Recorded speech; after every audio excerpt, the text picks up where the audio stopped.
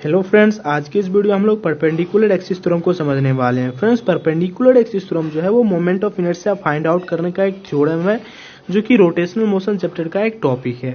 अब देखते हैं फ्रेंड्स, परपेंडिकुलर एक्सिस थ्योरम को अप्लाई कहाँ पे कर सकते हैं। फ्रेंड्स, परपेंडिकुलर एक्सिस थ्योरम को वहीं अप्लाई कर सकते हैं जब कोई बॉडी किसी प्लेन में एग्जिस्ट कर रहा हो। जैसा कि हम यहाँ पे मान लीजिए कि ये जो बॉडी है वो एक्स वाई प्लेन में एग्जिस्ट कर रहा है। अगर हमको जेड एक्सिस के along moment of inertia find out करना है इस बॉडी का, तो परपेंडिकुलर एक्सिस थ्योरम का यूज करके हम आसानी से निकाल सकते हैं। तो चलिए पहले हम देखते हैं परपेंडिकुलर एक्सिस थ्योरम का स्टेटमेंट क्या है।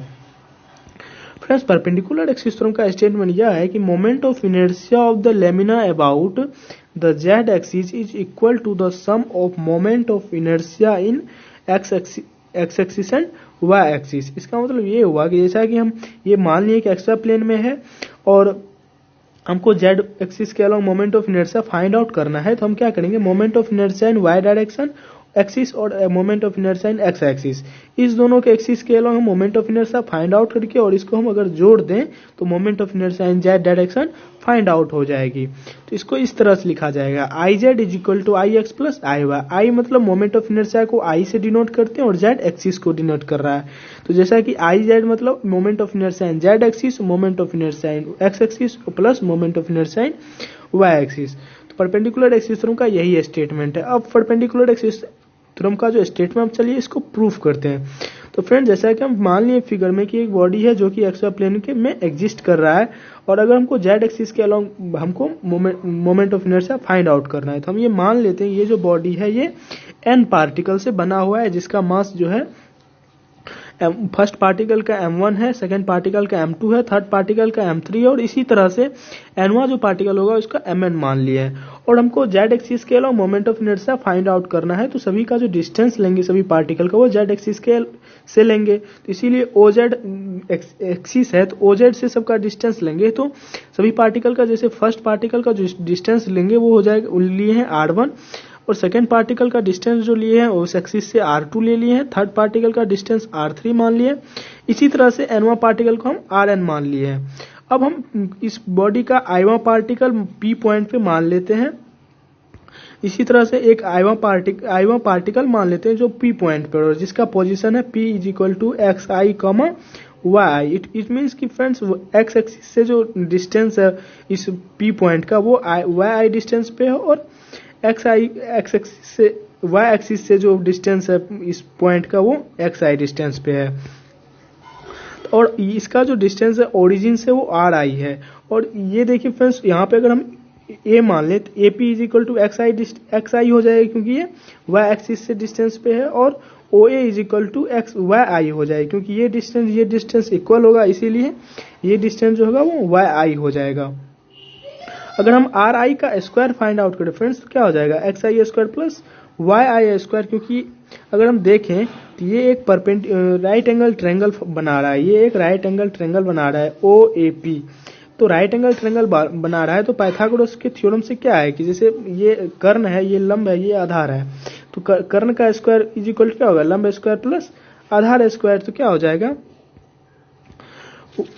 आर आई स्क्वायर के क्या हो जाएगा, R I square is equal to X I square plus Y I square. अब मोमेंट ऑफ इनर्शिया अगर हम जेड एक्सिस के अलॉन्ग निकालते हैं तो moment of inertia along Z axis क्या हो जाएगा, अलॉन्ग जेड एक्सिस क्या हो जाएगा, समय I Z is equal to summation of I to N M I R I square. तो M I R I square हो जाएगा जेड एक्सिस के लोग मोमेंट ऑफ इनर्शिया। तो आर आई का वैल्यू हम क्या निकाले थे, आर आई का वैल्यू निकाले थे x I square plus Y I square. जब इसका हम वैल्यू पुट कर देते हैं तो क्या हो जाएगा, summation of I is equal to 1 to N M I into X I square plus Y I square. जब इसको मल्टीप्लाई कर देते हैं इस दोनों से क्या हो जाएगा, summation of I is equal to 1 to N M I X I square plus summation of I is equal to 1 to N M I Y I square. जैसा कि आप देख सकते हैं कि summation of I is equal to M I X I square क्या लिख सकते हैं, आई वाई। यहाँ पे आई एक्स नहीं होगी, आई वाई होगा क्योंकि ये एक्स आई डिस्टेंस जो है वो वाई एक्सिस से उस पॉइंट का डिस्टेंस है, तो इसीलिए ये moment of inertia in Y direction हो जाएगी। तो I Y is equal to क्या हो जाएगी, summation of I is equal to 1 to N M I X I square. और summation of I is equal to 1 MI/y square is equal to क्या हो जाएगी IX, क्योंकि y डिस्टेंस जो है x एक्सिस के अलोंग है, इसीलिए moment of inertia in x direction क्या हो जाएगा MI/RI summation of i is equal to n MI/y square. तो हम इसका वैल्यू अगर इसमें पुट कर देते तो क्या हो जाएगा IZ इज इक्वल टू ये वैल्यू IX होगी और ये वैल्यू IY हो गई। तो IZ is equal to IX plus IY proof हो गई। आई होप कि फ्रेंड्स ये समझ गए होंगे ये परपेंडिकुलर एक्सिस थ्योरम को। अगर नहीं समझे तो चलिए एक एग्जाम्पल लेके समझते हैं। तो जैसा कि हम एग्जाम्पल ले लिए फ्रेंड्स, एक ये सर्कल है, तो 5 क्वेश्चन में दिया गया हमको find the moment of inertia of a circular ring of radius 0.5 metre. It means ये जो सर्कल है इसका रेडियस कितना दिया है 0.5 मीटर एंड मास 2 kg। इस सर्कल का जो मास है m इज इक्वल टू वो 2 kg दिया है।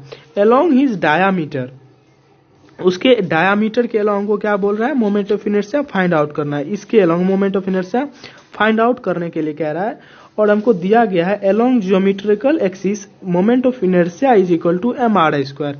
इसका मतलब ज्योमेट्रिकल एक्सिस क्या हो गया, इसके सेंटर से अगर हम इसका moment of inertia find out तो ज्योमेट्रिकल एक्सिस यही हो जाएगा। इसके अलोंग जो मोमेंट ऑफ इनर्शिया हमको दिया गया है MR स्क्वायर दिया गया है और हमको डायामीटर के अलोंग हमको moment of inertia find out करना है।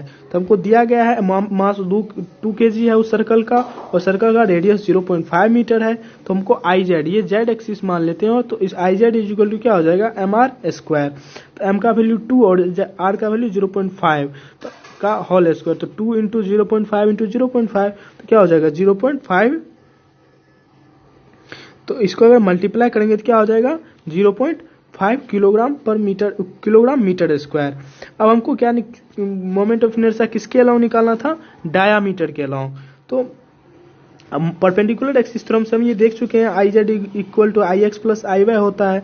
तो IX और IY क्या होगा सेम होगा, क्योंकि जैसे ये सर्कल हुआ इसके अलग या moment of inertia find out कीजिए और इसके अलग moment of inertia find out कीजिए, दोनों का मोमेंट ऑफ इनर्शिया सेम ही होगा। तो IX और IY सेम होगा मोमेंट ऑफ इनर्शिया। तो IX और IY is equal to IX is equal to IY होगी। तो हम IX plus IY is equal to IX plus IY लिख सकते हैं क्योंकि IY बराबर IX है।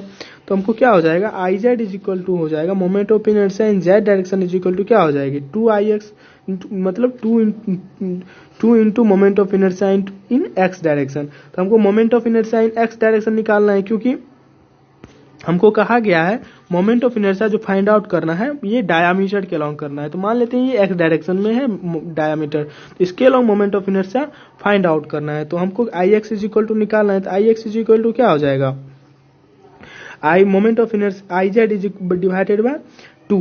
तो IZ हमको 0.5 था और 2 से डिवाइड कर देंगे 0.25। इसका मतलब ये friend moment of inertia in Z X axis के अलोंग जो मोमेंट ऑफ इनर्शिया होगा वो होगा 0.25 kilogram metre square. I hope कि फ्रेंड्स आप परपेंडिकुलर एक्सिस थ्योरम समझ गए होंगे। अगर आपको ये वीडियो पसंद आया हो तो लाइक एंड शेयर कीजिए और आप इस चैनल पे न्यू हैं तो चैनल को सब्सक्राइब कर लीजिएगा। Thank you so much for watching this video.